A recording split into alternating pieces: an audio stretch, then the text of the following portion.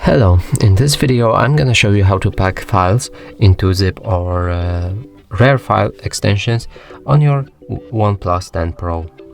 So in order to do that, we'll need to open our DCIM, because I have some pictures right there. You can go for any folder.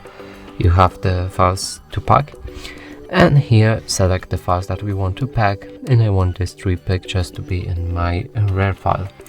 Now press on this plus button right here, and you can start customizing the file. You can change the name, let's call it picture.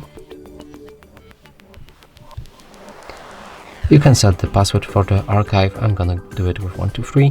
If you're not sure that you typed it in correctly, you can show the password in order to see it. You can encrypt the file names. After everything here is set up, press OK and change other settings like file extension from Rar Zip or Rar 4.x. I'm gonna keep it on Rar. And the next option is to delete the files after archiving or create the solid archive. Now let's go to Advanced tab, and here you can change any of these properties. And in the options there's a few more options as well.